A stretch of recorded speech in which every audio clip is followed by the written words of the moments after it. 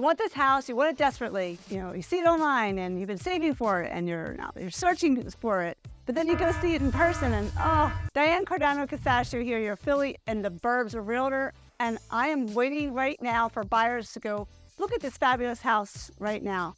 But I'm sitting here thinking, like, how can I save buyers from wasting their time and money when buying a house?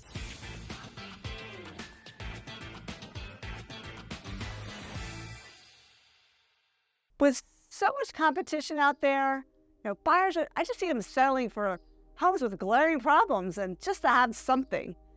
Many are also unprepared for the whole home buying process. It's causing delays and the deals are getting broken before they even start. So if you're thinking of moving to my town in the next 30 days or 3 years, just grab my contact information below. Let's connect for a smooth ride to your new home. Also, please like and subscribe to my video here so you can get more videos like this. So throughout my 30 years helping people buy and sell homes, I've seen a lot. I've seen it all, I think, and some are just really money pits. So today, I'd like to set up some expectations and share some, I think, major red flags all home buyers should watch out for, especially here in Philadelphia and the surrounding burbs. Most importantly, we'll make sure the home that you're saving for isn't a money pit. Now, we can do this by avoiding some major red flags, ones you may not have heard about before. The largest issue that affects value for any home is an issue with the lot that the home is sitting on. There's some major lot concerns that you really shouldn't overlook, and as a listing agent, I call these sharks that affect the value. And in a bidding process, you may not realize that these issues of the lot the home is sitting on will affect the value of the home when you go to sell it. You might be thinking of that stuff, right? So right now, people are overlooking these issues. Now, so what am I referring to? What are these issues that the lot could have? Well, the first one's big. It's the major one. It's a sloping lot or a lot that's on a hill. So if you're walking up the hill to get to your house or down the hill, there's problems. Problems with snow, people trying to get to your house who are on handicaps, who can't go down steps and things like that. I think of these things, right? And that affects value. It's one of the largest things. People just don't want to live on a lot. The house is sitting on such a hill or down a hill, right? Next is a corner lot. You might think, oh, it's a corner lot, it's great, but it's not because it has a lot of curbing, right? And some of these townships require that the curb not be cracked or the sidewalks not cracked when you go to sell it. And that could be thousands of dollars. Also, corner lots, the house is situated a little far back in the lot, so there's really no backyard. So you gotta think of those little things, and they don't sell as well as homes like on a rectangular lot. Next is a home on a busy street. And you probably know homes on a busy street do sell for less because of the kids. They can't be playing out front, we play out back.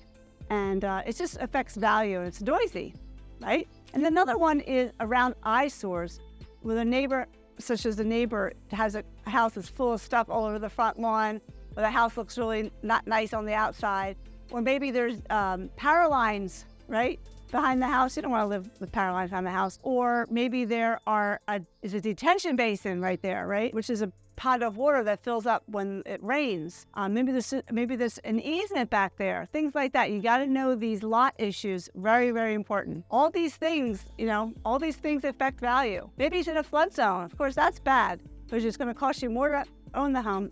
So if you see a house that's priced really well, it's really gorgeous, it probably is a flood zone because it costs money, insurance, maybe $500 a month. Just for flood insurance for some of these houses. And lastly, a shared driveway is never good. People don't want to live where you have to drive up the driveway, you share that driveway, and it goes off to the right, say left for your house or right for this house, whatever. And that's what you're sharing. You're sharing that driveway. You don't know who your neighbor's going to be, how friendly they're going to be, and it's really not a great thing to have a shared driveway. These kinds of lots causes kinds of problems like poor drainage or erosion, to difficult parking conditions and concerns about letting kids play outside around busy streets, like I've said. So nothing about these lots is likely to change, so you're not going to be able to do that. So take a look at that, see if you can live with those things. While you can likely score a good deal on these kinds of properties right now, you might not love living with them, and whenever you go to move, they're not going to bring you top dollar for you as a seller. So lot issues are just the tip of the iceberg for some properties. Other things are when you're looking at historic or renovated homes in our area. There's lots of those. The inside can be just as problematic as the outside. There could be sloping floors, if you're walking, you feel like you're going like this a little bit.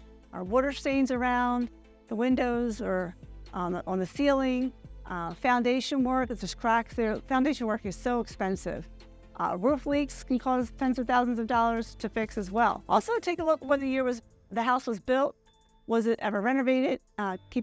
Was it kept up with the wiring, the plumbing, and the HVAC codes that keeps the home really safe? You definitely don't want to worry about electrical fires in the middle of the night as you're charging all your devices. Even though these are easier to fix than foundation or roof issues, they still can take an experienced team to a few days to rewire and plumb.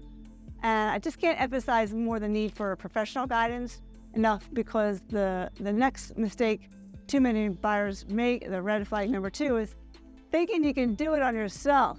DIU, do it yourself project. Everybody thinks that they can do it themselves. We've all been there. You watch it on YouTube but do you really know what you're getting yourself into? Unless you're a general contractor, or have friends in the business, or you have like HDTV following you around with a camera crew, chances are you're never updated or remodeled major products in the house before. You probably never have done that. So TV makes everything look easier, so watch out for that.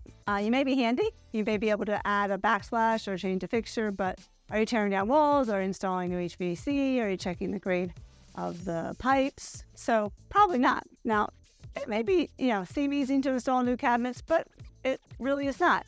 It may seem easy to lay down hardwood flooring, but for some people it's not. Even something basic like painting seems easy as pie, but sometimes it's not. So lucky for me, I have a husband and a real estate developer. He's a carpenter by trade. He can fix almost anything.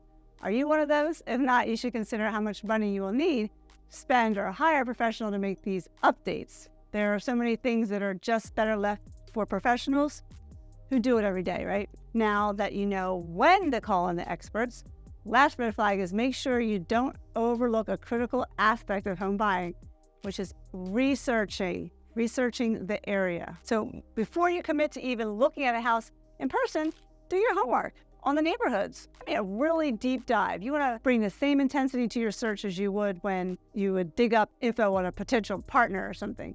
It's time to become a research warrior. This is going to be where you want to set down your roots. And so you have your kids here maybe. What's the crime rate? What are the schools like? How long will it take to get to work? How far away is the coffee shop, the grocery store, or Target? What restaurants are in your delivery zone? We have to switch hairdressers or whatever. These are important things because it takes up time, and time is so important these days. So seriously, your home is one of your largest assets. So you're going to want to know the quality of the homes on your street, too. You want to know what kind of developments are in the works in the neighborhood that may impact the equity of your home, like other things that are being built around you. If all that research is making your head hurt, just give me a call. That's what I do for a living. I've been in this area my whole life, and it has its advantages. So schedule a call with me. We can narrow down the desirable neighborhoods for you based on your needs. So Philly and all its surrounding suburbs are an incredible place to call home, and by being aware of these red flags, you're one step closer to finding your perfect nest. So if you've ever dealt with issues like this, so what happened? Add your comments below. Love to hear, and people want to learn from your experiences. So thanks for tuning in today, as I'm going to go in and show this house. Hey guys, how you doing? Got to go in. So don't forget to give this video a thumbs up, please, and subscribe. See you later.